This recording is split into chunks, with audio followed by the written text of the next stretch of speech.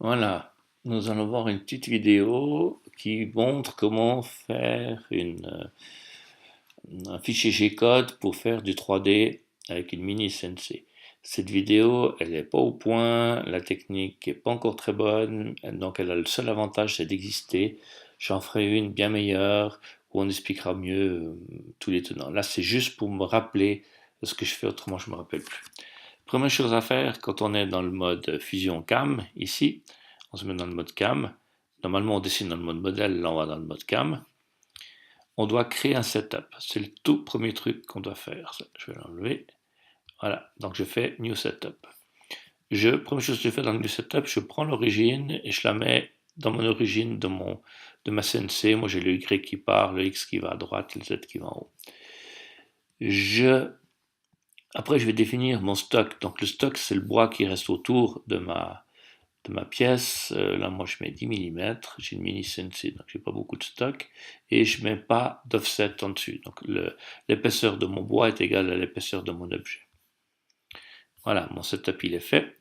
Maintenant, je vais utiliser être en 3D, donc il va faire automatiquement la pièce. Et sous Fusion 360, il y a un truc qui est vraiment génial, c'est l'Adaptive Clearing. Avec ça, ben, ça nous évite de faire toutes les commandes spéciales qu'on fait habituellement.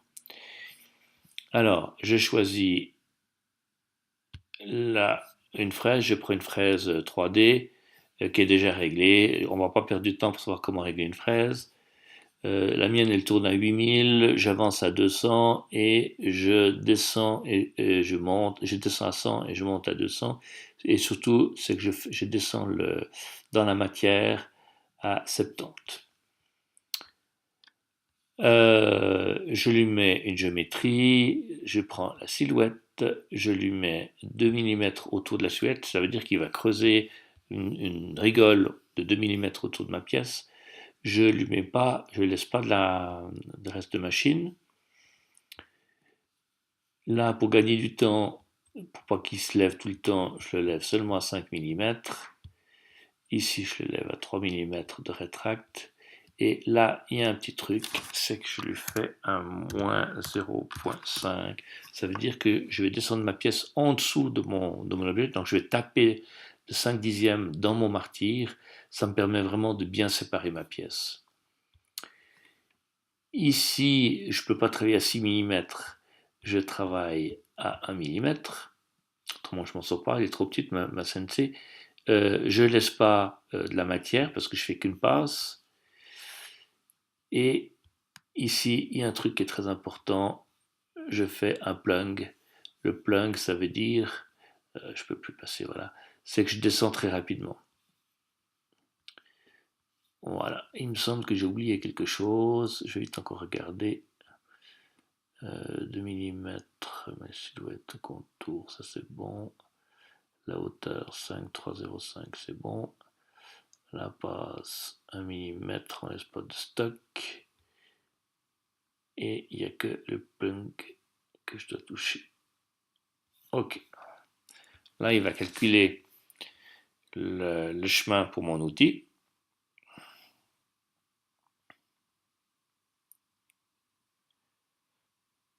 Ça prend un certain temps parce qu'il y a des calculs à faire. Là, il fait la couche de finition. Et il va faire les différents étages. Voilà. Comme mon stock fait 5 mm, ma pièce fait 5 mm, j'ai demandé d'avoir des descentes de 5 mm. On voit bien que j'ai 1, 2, 3, 4, 5, plus le dernier, c'est celui qui arrive dans le martyr. On va juste vérifier en vitesse que j'ai bien 39 secondes, voilà, donc c'est bon, j'ai tout mis. On le simule un petit coup en vitesse pour voir ce que ça donne. Là j'affiche le tool, je mets que la flûte et je vais regarder si ça va bien. Alors, je vais aller beaucoup plus vite.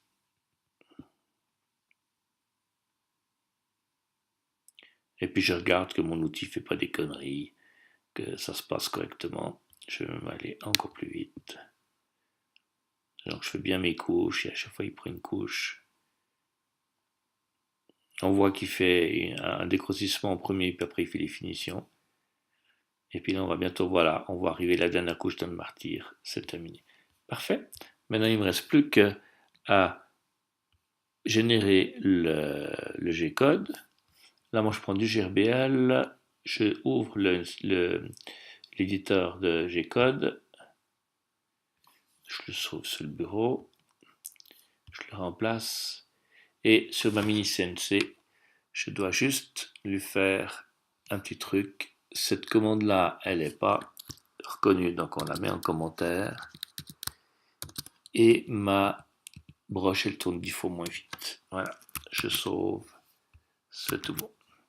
Voilà, on a vu dans cette petite vidéo très rapidement comment faire une ébauche qui est assez bonne, elle est au dixième du millimètre pour une pièce en 3D très rapide.